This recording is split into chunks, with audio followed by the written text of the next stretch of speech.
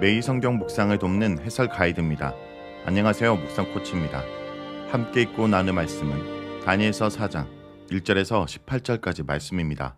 다니엘서 4장은 느부갓네살 왕이 자신의 삶에서 경험한 놀라운 일을 온 세상에 서신 형식으로 보고하는 내용입니다. 이 바벨론 왕은 자신이 땅의 지배자이지만 하늘의 왕이신 하나님이 이 세상의 진정한 통치자이심을 시인하고 찬양합니다. 1절에서 9절 읽겠습니다.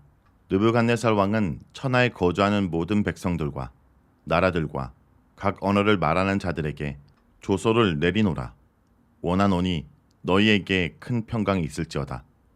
지극히 높으신 하나님이 내게 행하신 이적과 놀라운 일을 내가 알게 하기를 즐겨하노라. 참으로 크도다 그의 이적이여. 참으로 능하도다 그의 놀라운 일이여.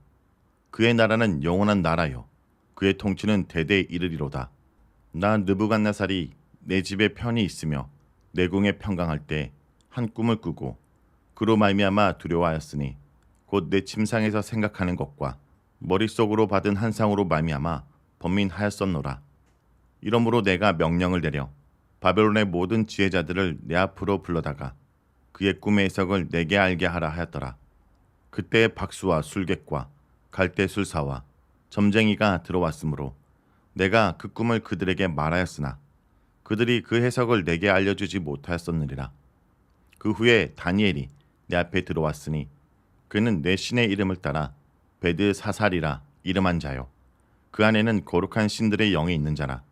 내가 그에게 꿈을 말하 이르되 박수장 베드사살아, 내 안에는 거룩한 신들의 영이 있은즉 어떤 은밀한 것이라도 내게는 옳을 것이 없는 줄을 내가 아노니 내 꿈에 본 환상의 해석을 내게 말하라. 1절에서 3절은 왕의 조서입니다. 오늘 본문 다니엘서 4장은 고대 문헌 중 쿰란 공동체에서 발견된 나보니두스의 기도라는 문헌과 매우 비슷한 구조와 내용을 지니고 있다고 합니다. 한 왕이 병에 걸렸다가 사로잡혀온 유대인 가운데 한 사람을 통해 재용서를 받은 후 그의 겉면에 따라 자신에게 일어난 일을 기록하여 자신을 도운 유대인의 하나님을 크게 찬양한다 라는 내용이 1절에서 3절에 말하고자 하는 바와 거의 동일하다고 할 수 있습니다. 나보니두스는 역사적으로 5장에서 다루게 될 벨사살 왕의 아버지로 알려져 있기도 합니다. 나보니두스의 기도나 다니엘서 4장은 모두 이방 땅에서 살아가면서도 이방 왕에게 결정적인 도움을 주는 존재로서 유대인을 보여주고 있고 이를 통해 어디에서나 유대인의 하나님, 이스라엘의 하나님이야말로 온 세상에 참된 신임을 드러내고 있다 할 수 있습니다. 그리고 이러한 관심사는 포로기를 살아가던 유대인들의 전형적인 관심사라고도 할 수 있을 것입니다. 이를 통해 비록 포로로 살지만 유대인 공동체는 자신들의 존재의 의미와 이유를 발견하고 나누고 서로 건면했을 것입니다. 자신들은 포로이지만 그렇게도 강력하고 대단한 이방 왕은 언제나 이스라엘의 하나님을 찬양합니다. 4절에서 9절은 왕이 꾼 꿈과 그 해석을 알리지 못하는 술사들의 모습입니다. 왕이 자신을 번민케 한 꿈을 꾼 것은 그가 자신의 왕국에서 평안히 거하며 번성할 때였습니다. 나중에 알려지지만 그 꿈이 결국 왕의 교만함과 연관되어 있다는 점에서 평안하고 번성했다라는 것이 언제나 사람으로 하여금 교만하게 만드는 원인이 될 수 있음을 보게 됩니다. 평안과 번성은 하나님이 사람에게 주신 은혜로되 사람들은 곧잘 그것이 자신에게서 비롯됐다고 생각하고 자랑하고 교만하게 됩니다. 그러니 번성이 은혜가 되는 것이 아니라 도리어 넘어짐의 출발이 되어버리는 역설이 생겨납니다. 왕은 자신의 생각을 어지럽게 하는 꿈을 꾸었고 이전처럼 그로 인해 번민하다가 바벨론의 모든 지혜자들을 불러 문의하였습니다. 이 장에서는 꿈의 내용과 해석을 모두 말하라고 지혜자들에게 요구하였고 그들은 신이 아니고는 그것을 알 수 없다고 대답하였습니다. 이제 왕이 그들에게 꿈을 알려주고 그 해석을 말하라 하지만 그들은 그 해석 역시 말할 수 없었습니다. 다니엘은 바벨론 지혜자들보다 늦게 등장하였습니다. 그 이유는 알 수 없지만 그의 등장은 바벨론 지혜자들의 무능함으로 인해 더욱 극적인 장면이 되었습니다. 8절과 9절에 두 번이나 반복되어 있는 거룩한 신들의 영에 대한 언급은 다니엘의 존재를 특별하게 만듭니다. 이러한 말을 하는 이는 다니엘 자신이 아니라 느부갓네살 왕입니다. 이방인의 입을 통해 다니엘의 존재가 부각되고 있는 것입니다. 왕의 이러한 말을 보면 처음부터 왕이 다니엘에게 이에 대해 묻지 않았는지 이해하기 어렵습니다. 그렇지만 이렇게 당시 지혜자들에게 묻는 과정이 선행됨을 통해 다니엘의 특별함이 오히려 돋보이게 됩니다. 이장과 동일한 사건이 이루어지고 동일하게 바벨론의 지혜자들이 동원되면서 다니엘과 다니엘의 하나님이 두드러지게 부각되는 것입니다. 10절에서 18절에 있겠습니다. 내가 침상에서 나의 머릿속으로 받은 한 상이 이러하니라. 내가 본즉 땅의 중앙에 한 나무가 있는 것을 보았는데 높이가 높더니 그 나무가 자라서 견고하여지고 그 높이는 하늘에 닿았으니 그 모양이 땅 끝에서도 보이겠고 그 잎사귀는 아름답고 그 열매는 많아서 만민의 먹을 것이 될 만하고 들짐승이 그 그늘에 있으며 공중에 나는 새는 그 가지에 깃들고 육체를 가진 모든 것이 거기에서 먹을 것을 얻더라. 내가 침상에서 머릿속으로 받은 한 상 가운데에 또 본즉 한 순찰자 한 거룩한 자가 하늘에서 내려왔는데 그가 소리질러 이처럼 이르기를 그 나무를 베고 그 가지를 자르고 그 잎사귀를 떨고 그 열매를 해치고 짐승들을 그 아래서 떠나게 하고 새들을 그 가지에서 쫓아내라. 그러나 그 뿌리의 구루터기를 땅에 남겨두고 새와 놋줄로 동이고 그것을 들풀 가운데 두어라.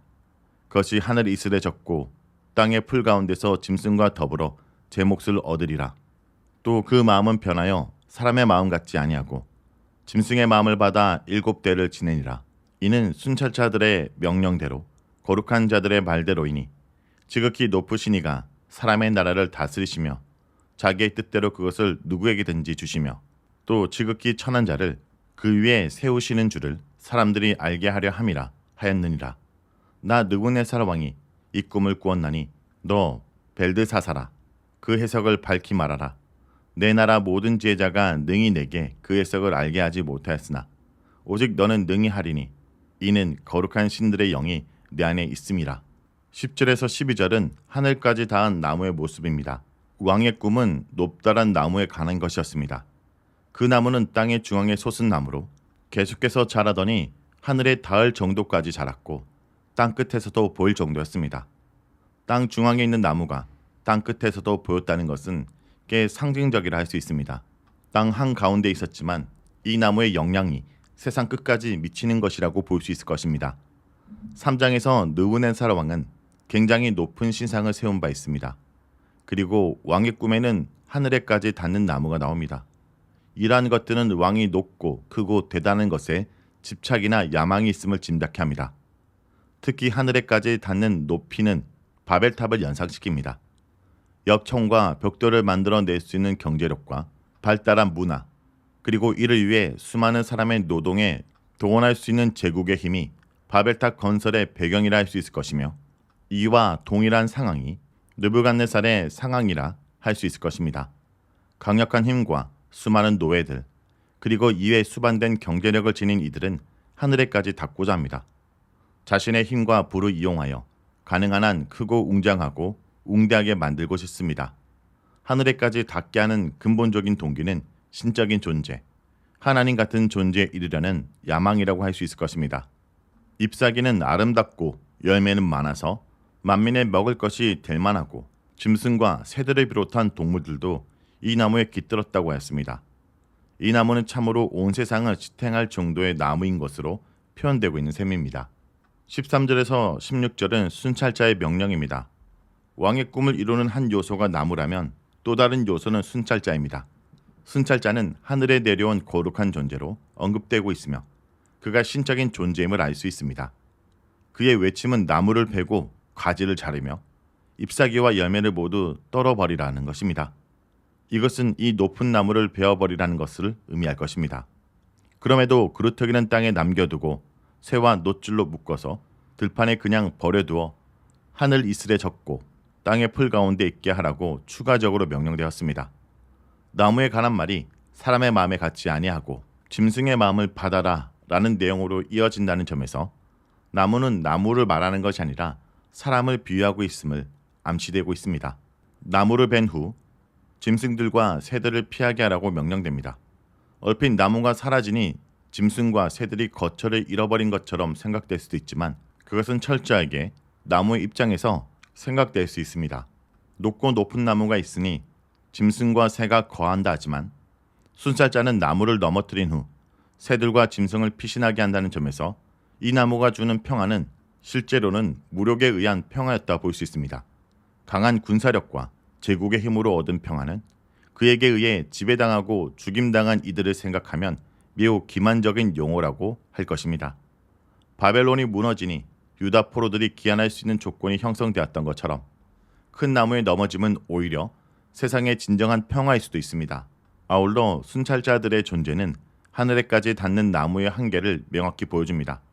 나무가 전부인 것 같지만 이 나무를 감시하고 살피고 판정하는 순찰자, 파수꾼이 있는 것입니다.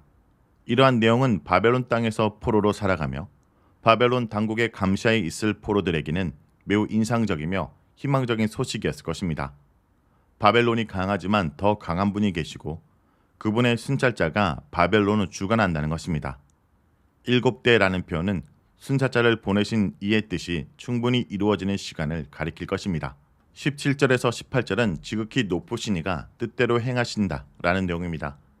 나라를 다스리는 것은 지극히 높으신 이이며 그분의 뜻에 따라 누군가 세워지고 누군가는 넘어집니다. 지극히 높으신 이가 뜻하시면 지극히 천한 자가 세워지기도 합니다.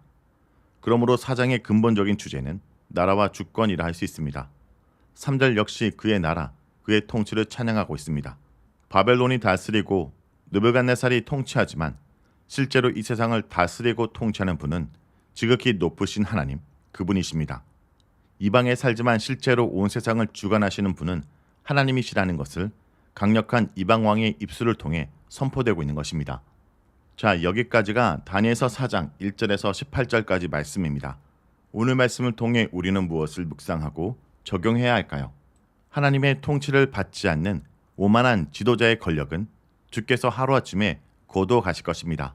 하늘의 거룩한 파수꾼, 순찰자를 통해 느부갓네살 왕의 교만을 낮추시고 하나님이 진정한 역사의 주관자이심을 드러내십니다. 느부갓네살은 번영의 때에 그 모든 권세가 자신에게서 나온 것인 줄 알고 한껏 교만했지만 사실 하나님이 잠시 빌려주신 권력일 뿐입니다. 그러므로 하나님의 통치, 다스림을 받지 않는 지도자들의 권력은 하루아침에 하나님께서 거두어 가실 것입니다.